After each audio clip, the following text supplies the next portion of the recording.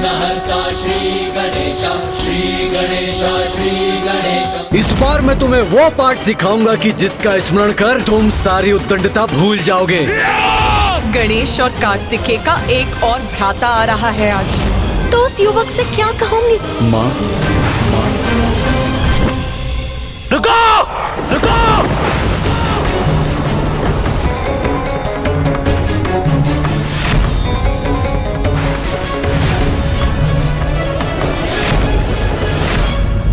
तुम यहाँ पुनः लौट आए? स्मरण नहीं पूर्व में क्या कहा था तुमसे?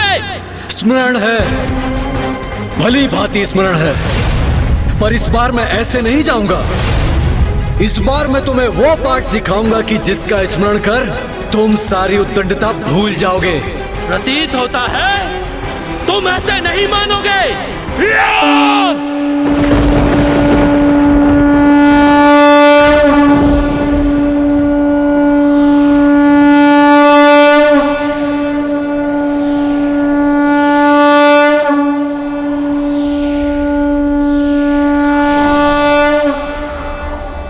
अकस्मात मेरे भीतर ऐसा क्या हुआ जिसके कारण मैं इतना तीव्र और आवेशित हो उठा?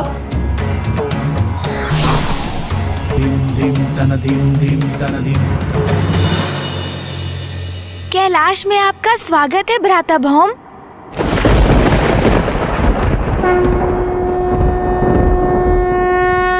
भ्राता भौम अर्थात ये महादेव के तृतीय पुत्र और गणेश जी के विशेष अतिथि हैं।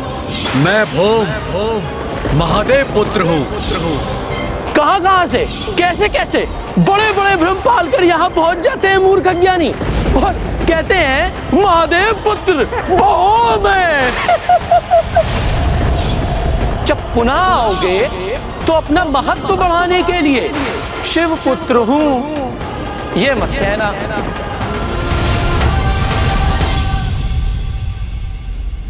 आपने उचित सुना नंदी जी, ये भौम जी हैं, हमारे भ्राता। अब आप इनका स्वागत उसी प्रकार से कीजिए नंदी जी, जैसे आप मेरा और भैया का कैलाश लौटने पर करते हैं। अज्ञानतावश पूर्व में हमने आपके साथ जो भी रूखा व्यवहार किया उसके लिए क्षमा प्रार्थी हैं। कैलाश में आपका स्वागत है।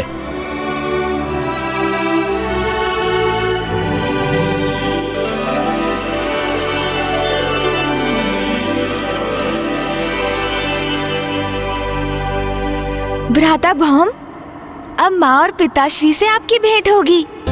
देखिएगा, आपको देखकर माँ अत्यंत आनंदित हो उठेंगी। मैं इस बात से बिल्कुल भी प्रसन्न नहीं हूँ नाथ। उमा, आप क्या कह रही हैं? ये मैं समझने में असमर्थ हूँ। गणेश और कार्तिकेय का एक और भ्राता आ रहा है आज, और कुछ ही समय में वो यहाँ पहुँचने भी वाला है। अब आप ही बताइए नाथ, ये सुनकर कैसा प्रतीत होना चाहिए मुझे? तो उस युवक से क्या कहूंगी? आप ही बताइए। जगत जननी हूँ मैं, आदि शक्ति हूँ, किंतु एक पत्नी भी हूँ, और मेरे स्वामी का एक और पुत्र है जिसका मुझे कोई ज्ञान नहीं। ये सूचना अचानक प्राप्त कर क्या मेरा विचलित होना अनुचित है? माँ,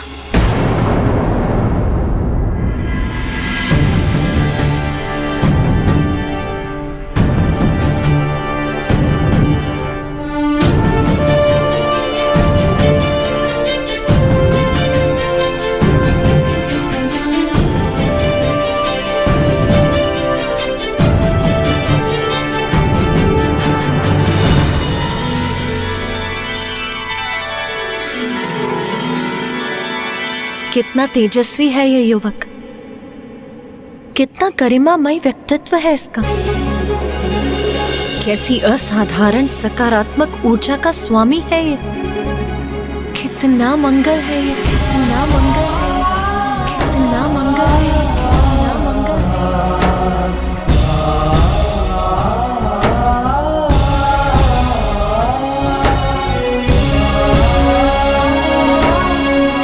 माँ, यही तो है भैया भौम।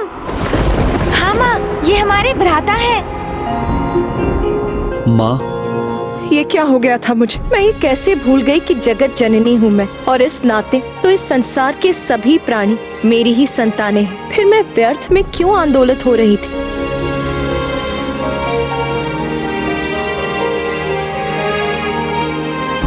पुत्र भूम, उठो पुत्र। माता, महादेव, मैं भौम हूं, भूमि नंदन, और महादेव आप ही मेरे पिता हैं। आपके रोष से आपके मस्तक पर जो श्वेत बूंद उत्पन्न हुई थी, उसी से मेरा जन्म हुआ है।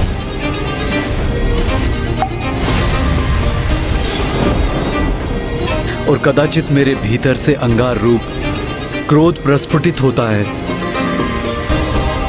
और इसीलिए मैं अंगारक के नाम से भी जाना जाता हूं।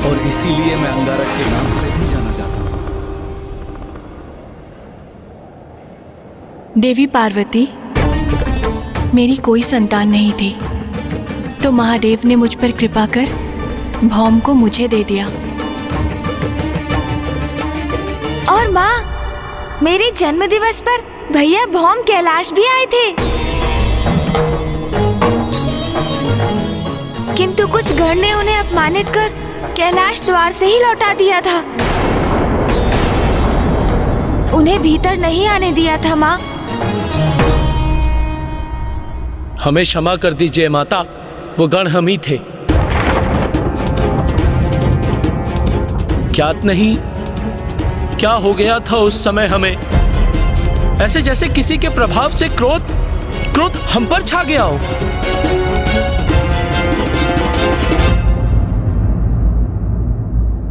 आप उचित कह रहे हैं नंदी जी, आपसे कोई भूल नहीं हुई।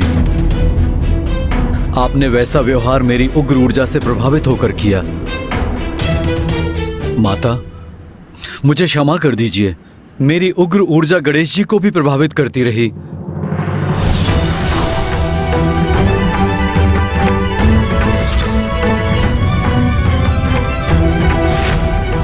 आपके इस मनोहर रूप पर जिसकी भी दृष्टि पड़ेगी चंद्रदेव, वो कलंकित हो जाएगा। मुझे चंद्रदेव को शाप देने का कोई पछतावा नहीं है पिताश्री।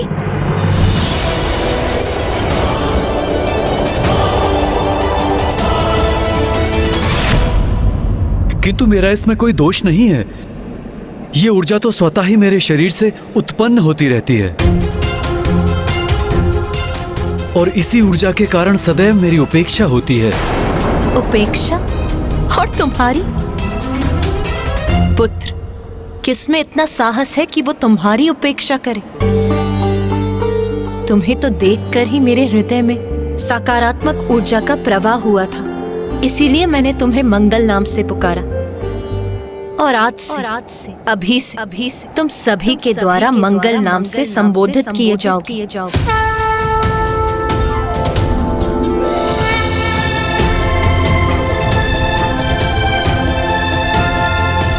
मेरा पुत्र मंगल आज प्रथम बार हमारे निवास कैलाश आया है। मुझे उसका उचित स्वागत करना चाहिए।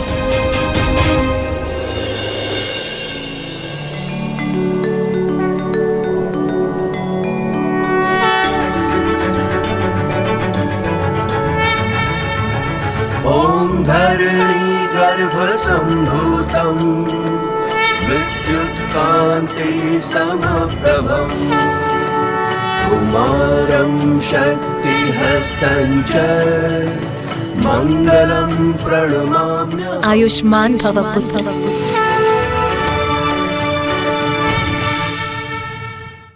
पुत्र मंगल, मुझे ज्ञात है तुम्हारे मन में क्या प्रश्न उठ रहे हैं। मुझे तुम्हारी तपस्या का पूर्व में आभास हो चुका था, और मैं तुम्हारे तप से अत्यंत प्रसन्न हूं। पिताश्री, जब आप अपनी भक्ति की तपस्या से प्रसन्न होते हैं तो उन्हें सदैव वरदान देते हैं, तो भ्राता मंगल को भी वरदान स्वरूप उनका उचित स्थान मिलना ही चाहिए ना। पुत्र मंगल, मैं तुम्हें वरदान स्वरूप नवग्रहों में एक ग्रह का स्थान देता हूँ। ये तो उत्तम वरदान है पिताश्री।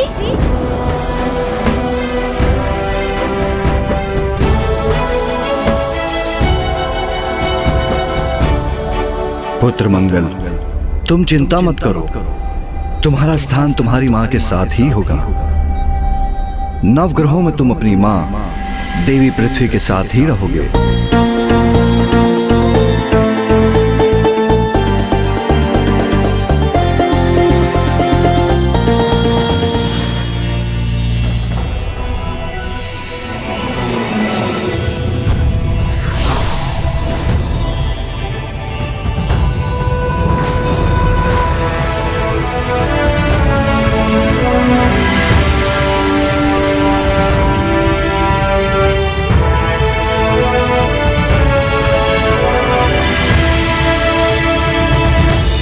तुम स्वयं मंगल ग्रह के स्वामी बनकर वहां वास करोगे, ताकि पृथ्वी का जनजीवन तुम्हारी ऊर्जा से कुछ ही दूरी पर रह सके। सप्ताह के तृतीय दिवस का नाम तुम्हारे नाम पर आधारित होगा और उसे मंगलवार पुकारा जाएगा। मंगल ग्रह प्राणियों के जीवन के पराक्रम, शारीरिक ऊर्जा, आत्मविश्वास, शक्ति, क्रोध, आवेश और वीरता शासित कार्यों का प्रतिनिधि करने वाला ग्रह होगा। बिना मंगल की शुभ दृष्टि के कोई भी प्रशासनिक अधिकारी, शासक अथवा वीर योद्धा नहीं बन सकेगा। तुम्हारा रत्न मूंगा होगा। प्रत्येक लाल वस्तु का संबंध तुमसे जुड़ा होगा और तुम्हारा वाहन भेड़ होगा।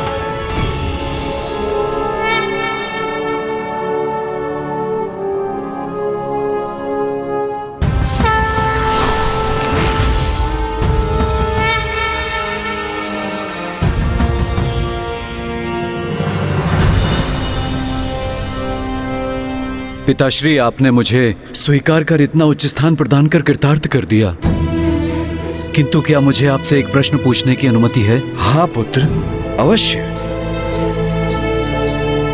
जब आपको मेरी तपस्या का आभास हो गया था तो आप मुझे दर्शन देने क्यों नहीं आए?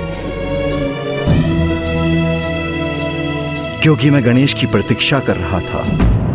क्या मेरी प्रतीक्षा पिताश्री? हाँ, क्योंकि यह सब गणेश के माध्यम से ही होना था। क्योंकि गणेश का नाम मंगल अर्थात अंगारक से जुड़ना था। कहो गणेश, अब चुनाव तुम्हें करना है। क्या अपना नाम अंगारक से जोड़ोगे? ये तो मेरा सौभाग्य होगा पिताश्री। भ्राता मंगल अंगारक नाम से भी विख्यात है। इसलिए आज से जो भी चतुर्थी मंगलवार की दिवस पड़ेगी उसे कृष्ण पक्ष की चतुर्थी के नाम से जाना जाएगा।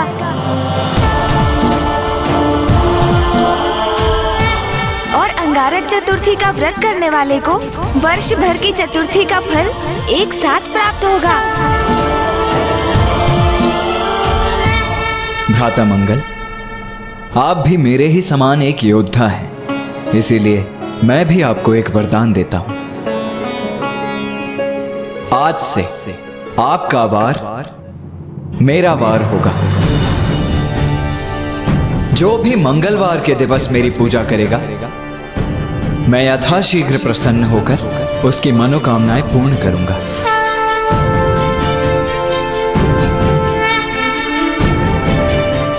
और पिताश्री के कथनानुसार मैं आपको आपका वाहन भी प्रदान करता हूं।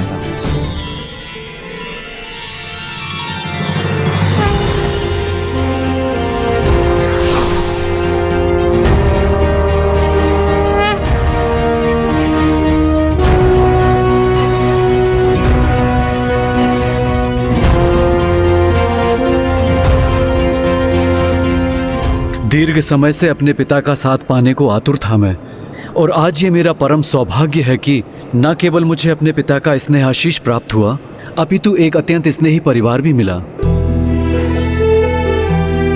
और ये सब आपके कारण हुआ है गणेश जी।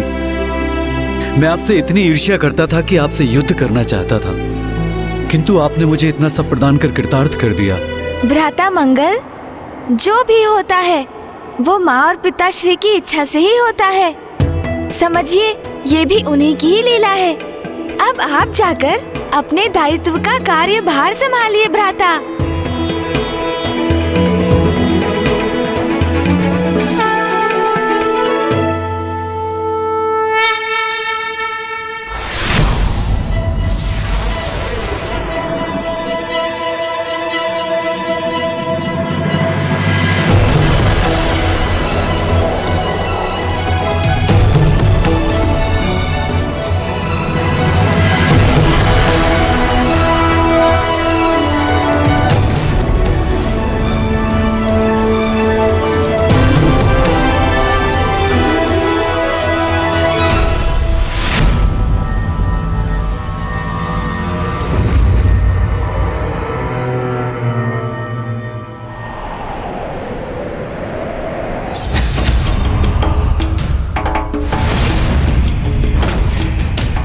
किसका दुष्कृत्य है ये? किसने किया है ये भयंकर अपराध? महाराज ज्ञानरी, ये गणेश ने किया है। महादेव पुत्र गणेश। गणेश गणेश गणेश गणेश गणेश गणेश।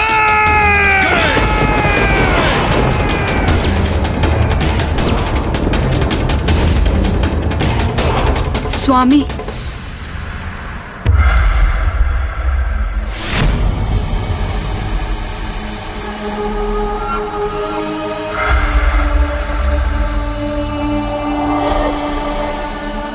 देखो दकिनी, कितनी निर्ममता से मेरे पिता का वध किया है उस गणेश ने। अब मैं उसे नहीं छोड़ूंगा जिसने मेरे पिता को मुझसे छीना है। तब उस गणेश को उसके पिता से छीनकर मैं उसे दूर कर दूंगा।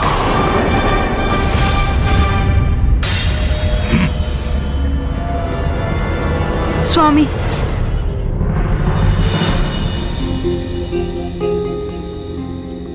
आपके पुत्र का जन्म होने वाला है।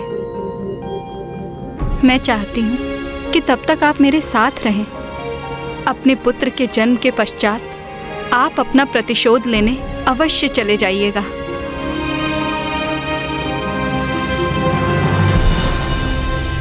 उचित है, मैं अभी रुकता हूं, क्योंकि मेरे पुत्र को भी देवताओं का संहारक बनना है। उसके नेत्र खुलते ही मैं उसे देवताओं के प्रति घृणा से भर दूंगा। मेरे पिता और मेरे समान देवताओं के लिए भयंकर शत्रुता का भाव होगा उसके मन में। मेरे पुत्र का जन्म होने ही वाला है दकिनी। वो भी देवताओं का अंत करने की प्रतीक्षा नहीं कर सकता। अब मैं गणेश को पराजित करूंगा और मेरा पुत्र देवताओं को।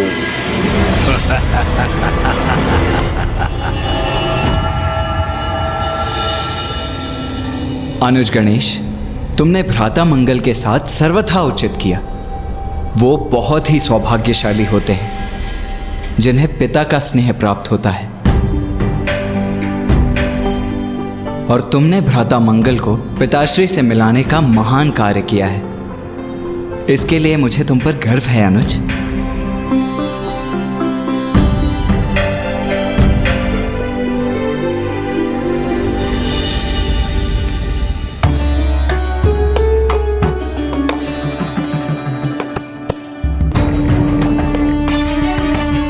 ये है मेरा पुत्र जो देवताओं का महाशत्रु बनेगा। अपने पुत्र को नाम दीजिए स्वामी। ये मेरा पुत्र है, दुर्बुद्धि पौत्र, ज्ञानारी का पुत्र, जो मेरी और मेरे परिवार की परंपरा का उत्तराधिकारी बनेगा, जो देवताओं के प्रति हमारी शत्रुता का उत्तराधिकारी बनेगा। ये मेरा पुत्र है, सुबोध सुबोध सुबोध सुबोध सुबोध। मेरी अनुपस्थिति में हमारे पुत्र की उचित देखरेख करना, क्योंकि अब मेरे प्रस्थान का समय आ गया है।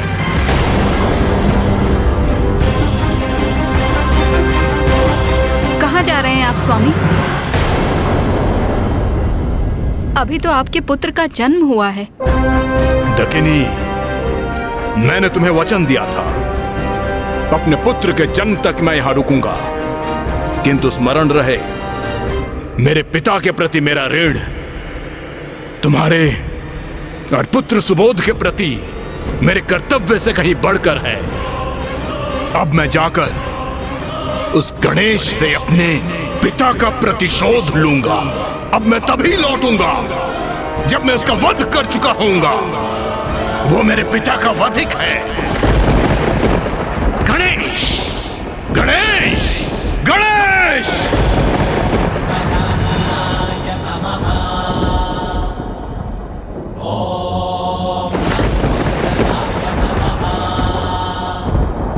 ये क्या हुआ अभी? क्या मेरे पुत्र सुबोध ने गणेश का नाम सुन उसके सम्मान में अपने हाथ जोड़ लिए? नहीं, गणेश के प्रति इसकी आस्था कदापि नहीं हो सकती।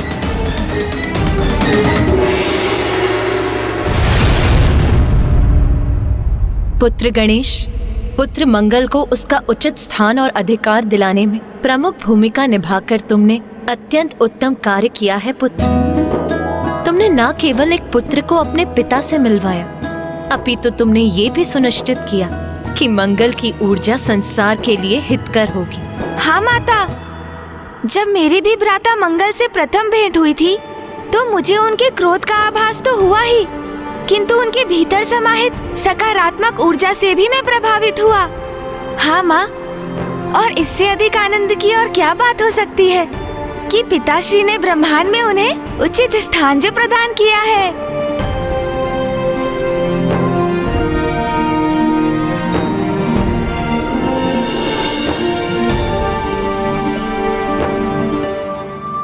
एक पिता के लिए इससे अधिक संतोष की क्या बात हो सकती है कि संसार में उसके पुत्र को उपयुक्त स्थान प्राप्त करने के साथ यथोचित मान सम्मान भी प्राप्त हो। मुझे अपने सभी पुत्रों पर गर्व है। स्वामी, यदि अभी आपके और भी पुत्र शेष हैं जिनसे मैं अनभिज्ञ हूँ तो उनका परिचय भी दे ही दीजिए। उमा, मैं तो जगत पिता हूं। संपूर्ण जगत के सभी जीव मेरी संतान हैं। यदि मैंने अपने असंख्य पुत्रों का परिचय देना आरंभ किया तो उसका अंत ही नहीं होगा, तो मैं ध्यान कैसे करूंगा?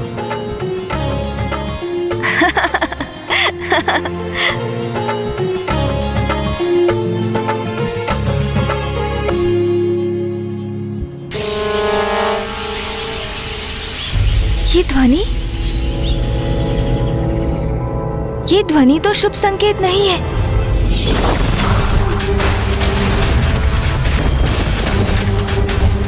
अब मैं जाकर उस गणेश से अपने पिता का प्रतिशोध लूंगा। अब मैं तभी लौटूंगा जब मैं उसका वध कर चुका होऊंगा। मुझे शीघ्र कुछ करना होगा। पिताश्री, माँ, भैया। गणेश, क्या हुआ? तुम अचानक इतने चिंतित क्यों हो गए? भैया, असुर दुर्बुद्धि का पुत्र ज्ञानारी कैलाश आ रहा है मुझसे युद्ध करने।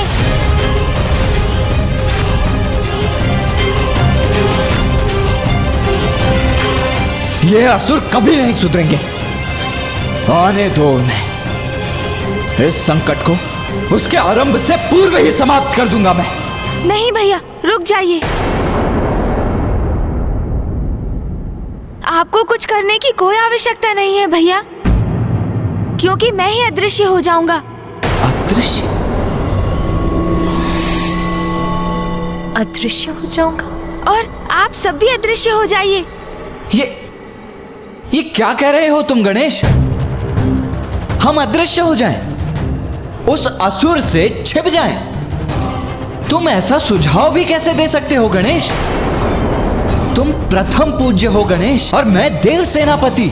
माँ आदि शक्ति हैं और पिताश्री स्वयं देवादिदेव महादेव।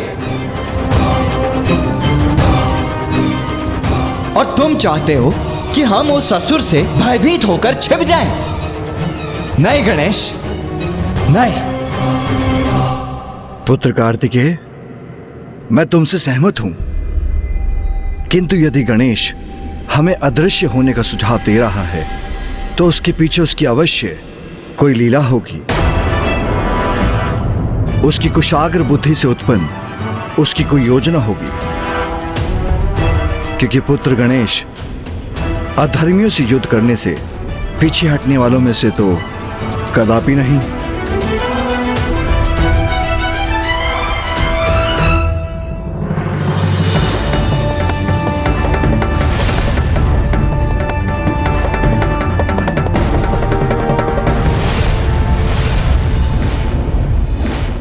भैया, अब आप अभी मुझसे कोई प्रश्न मत पूछिए।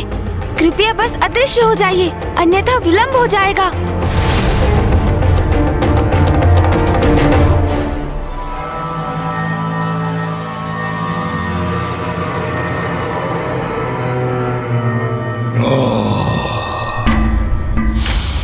तो ये है गणेश का निवास स्थान। कहाँ हो गणेश? बाहर आओ।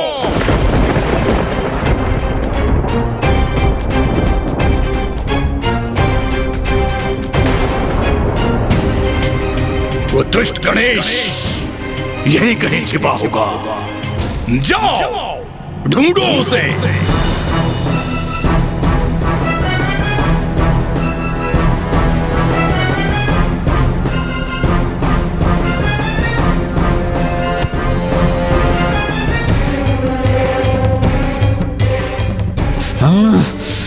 हम सभी अदृश्य तो हो गए हैं, किंतु यदि भैया का क्रोध जागृत हुआ तो ज्ञानारी का अंत तो होगा ही।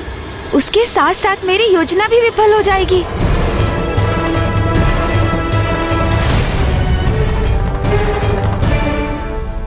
गणेश, मेरे पिता का वध करते समय तो भयभीत नहीं हुए तुम मुझसे क्यों छुपे हो? बाहर निकलो गणेश और सामना करो अपने काल का।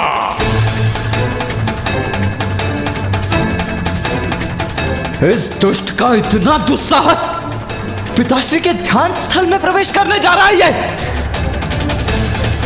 यदि इस पावन स्थल पर इस दुष्ट ने अपना पग भी धरा तो मैं इसका वध ही कर दूंगा।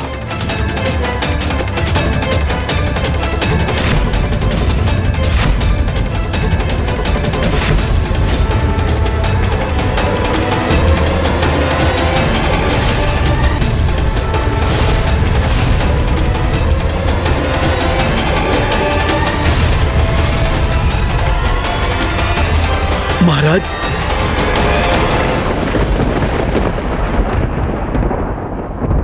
यहां तो कोई भी नहीं है। प्रतीत होता है तुम मेरे भय से कहीं भाग गए हो गणेश, किंतु भाग कर जाओगे कहां? संसार के किसी भी कोने में छुपे होगे, वहीं से ढूंढ के लाऊंगा तुम्हें।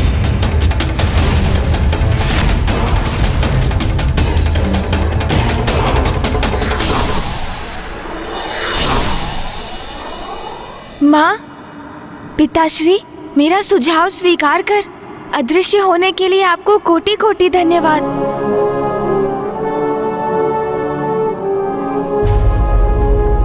भैया, रुक जाइए भैया, रुक जाइए। स्वामी, पुत्र कार्तिकेय इतने आवेश में क्यों है? उमा, कार्तिकेय एक योद्धा है। शत्रु को अपने पराक्रम से पराजित करना उसका धर्म है। शत्रु उसके निवास में प्रवेश कर उसके परिवार के निकट पहुंच चुका था, किंतु कार्तिकेय गणेश की योजना पालन करने हेतु उस शत्रु को युद्ध के लिए नहीं ललकार सका, उस असुर का वध नहीं कर सका। इसलिए उसका क्रोधित होना तो स्वाभाविक ही है। स्वामी, तो फिर मैं अभी जाकर कार्तिकेय को समझाती हूँ। नहीं उमा, गणेश उसके साथ गया है तो इस स्थिति को उसे ही अपनी किसी विलक्षण युक्ति से संभालने दीजिए।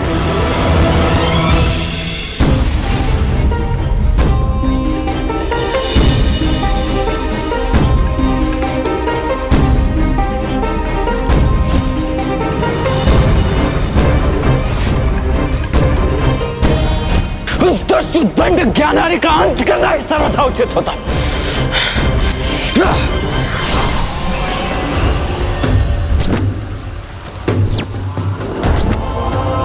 बाहर निकलो गणेश और सामना करो अपने काल का।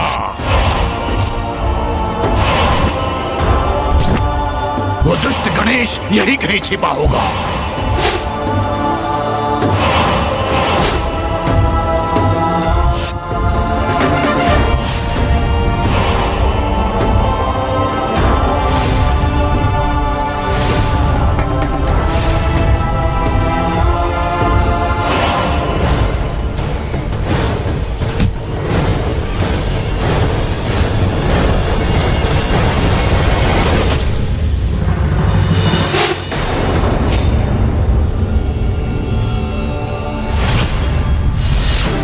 गणेश, मैं कह रहा हूं अपना ये परिहास बंद करो और मुझे मेरा दंड लौटा दो। मुझे ज्ञात है भैया, आप ज्ञानारी पर बहुत क्रोधित हैं, किंतु मेरे पास उसे उसके इस अपराध का दंड देने का एक उचित उपाय भी है भैया।